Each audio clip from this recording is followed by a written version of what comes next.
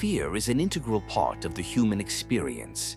It can be your protector, signaling danger, but it can also be a paralyzing factor, preventing you from moving forward, building relationships, and achieving goals.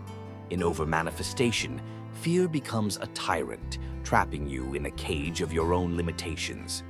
But what if there was a tool to help you not only deal with fear, but also use its power for your own growth?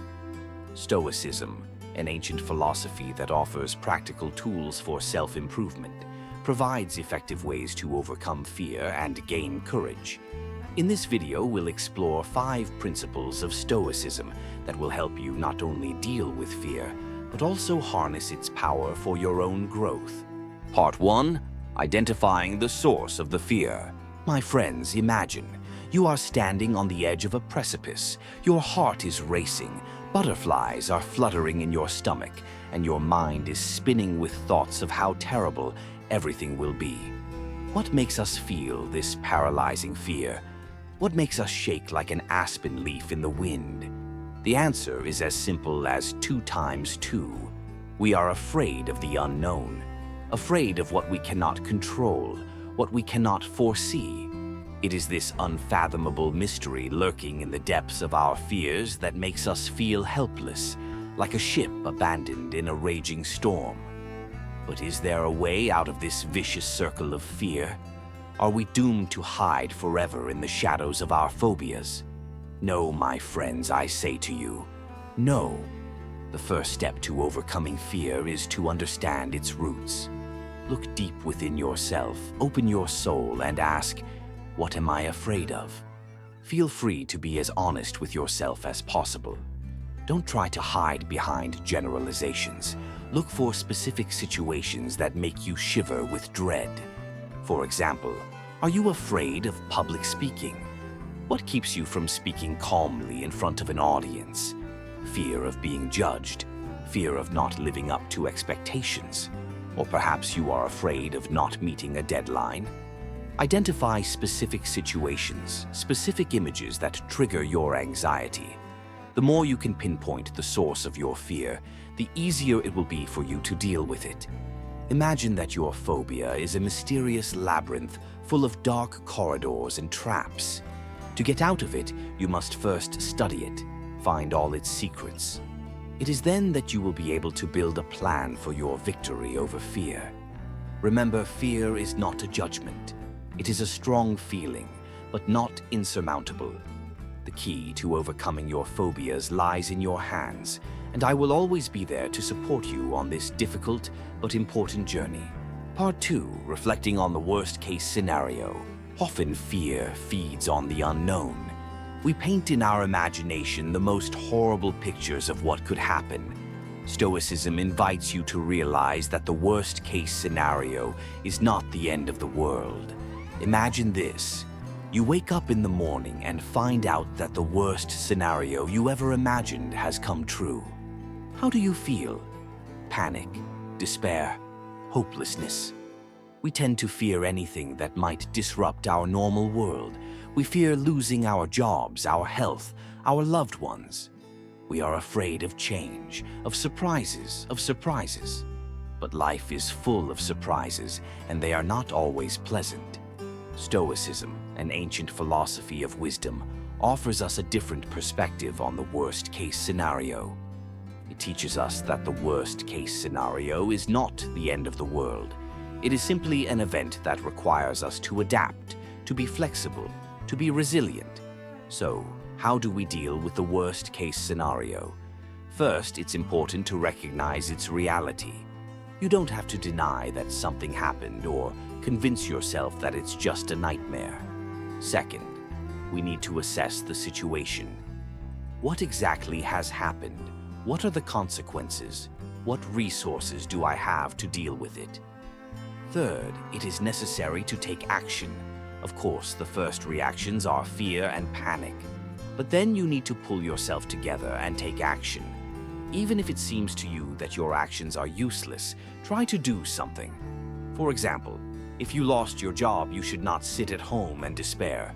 Start looking for a new one, improve your skills, write a resume. And remember that you are not alone.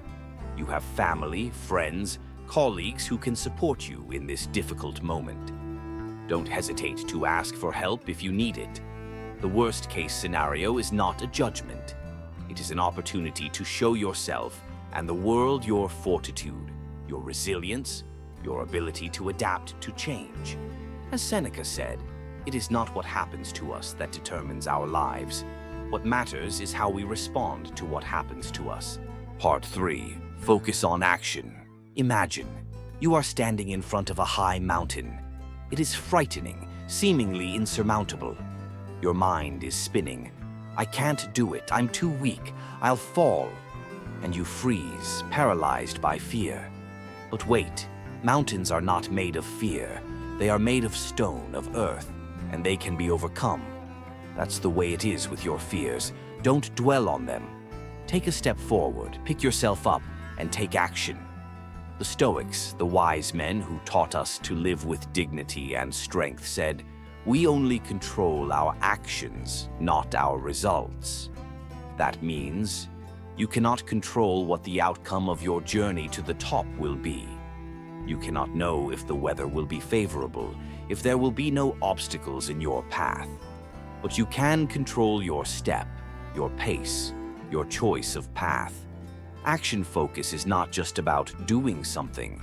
It's about how we think, how we feel about a situation. Instead of dwelling on thoughts of what could go wrong, ask yourself, what can I do right now to get closer to my goal?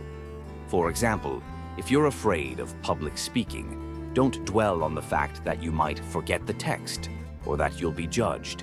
Instead, take action. Write down your text and rehearse it. Visualize yourself on stage and practice your posture, gestures, and intonation. Find appropriate clothing that you feel confident in. Talk to your friends or co-workers and ask them to listen to your speech. Each step is a brick that you use to build a bridge to your goal. Focusing on action is not just a way to avoid fear, but a reason to use it as fuel to move forward. When you focus your attention on what you can do, fear loses its power. It becomes an inspiration, an incentive to take action. Remember, fear is a part of life but not a judgment. You can manage it, turning it into fuel for your achievements. And remember, don't be afraid to ask for help if you need it. You can overcome any fear if you focus on your actions. Step by step, brick by brick, you will build a bridge to your goals. Part 4. Accepting the unknown. Imagine you are standing on the deck of a ship, breathing in the salty air and looking at the endless horizon. There is only water around, not a single lighthouse, not a single familiar point of reference.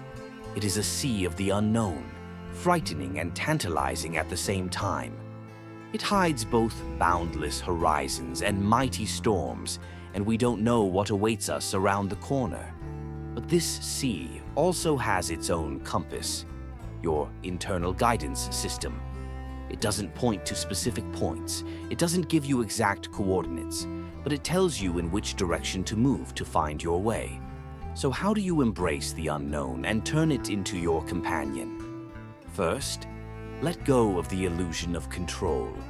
We can't know everything in advance, nor can we prevent all trouble. But we can accept this fact and not become hostage to the fear of the unknown. Imagine yourself not as a ship captain trying to navigate the storm, but as a passenger who is simply enjoying the journey. You don't control the wind, but you can feel it in your hair. You can enjoy the rhythm of the waves under the keel of the ship. Embracing the unknown is like dancing in the dark. You can't see your next move, but you feel the rhythm of the music that is playing inside you. You trust your intuition, your ability to adapt to change. Embracing the unknown is about not being afraid to fall, but seeing the fall as an opportunity to rise even higher. Every ship that falls at sea teaches us something new. Every storm makes us stronger. Embracing the unknown is about not dwelling on the past, but looking forward to the infinite space of possibilities that is opening up before us. Hidden in this sea are new discoveries, new opportunities, new experiences. Do not be afraid of getting lost. Do not be afraid of the unknown. Take it as your compass and see how your life will shine with new colors. Part 5. Remember the finitude of life. Imagine you are sitting on the seashore, breathing in the salty air and looking at the endless horizon. The sun is setting over the horizon, coloring the sky in bright colors, and you feel an inexplicable sadness and awe. There is something in this splendor of the sunset that feels like a goodbye, a realization that everything is finite. We are all mortal. And it's not scary, it's not horrible, it's just natural. As sunset turns to night, so life turns to death. But what if we look at death not as an end, but as a beginning? The Stoics, wise men who taught us to live in harmony with ourselves and the world, were not afraid of death. They believed that remembering it was not about living in fear and sadness, but about living fully, vividly, and with total commitment. Death is not an end, but a transition into the unknown, into a new state that we are not yet destined to see. And this makes life more valuable, more vivid, more meaningful. Imagine you are standing on the threshold of a great journey. You do not know what lies ahead, but you feel excitement, interest, thirst for discovery. This is exactly the feeling you should have about death. Not fear, not despair, but curiosity, a desire to know what awaits us beyond the horizon. Death is not just the end of the physical body. It is the end of one journey and the beginning of another. And by realizing this, we begin to appreciate every moment of life, every second. Imagine you only got one day out of life. How would you spend it? What would you pay attention to? What would you dream about? Death reminds us that time is our most precious resource, and we should spend it wisely on what is truly important to us. Don't save your dreams for tomorrow. Realize them today. Say love, sorry, thank you to those who are important to you. Do what brings you joy, pleasure, meaning. Remember death and live with full commitment, with purpose, with love. And see how your life will shine with new colors. We do not know what awaits us beyond the horizon, but we can live our lives in such a way that we do not regret missed opportunities, unspoken words, unrealized dreams. Stop seeing fear as an obstacle and learn to use it as a spur to action. Fear is not an enemy, but a signal that tells you to think before you act. By applying the principles of Stoicism, you will learn how to control your fear, live life to the fullest, and achieve your goals. The Stoics taught us to see fear not as an obstacle, but as an opportunity. They said, fear is nothing more than an idea of future trouble.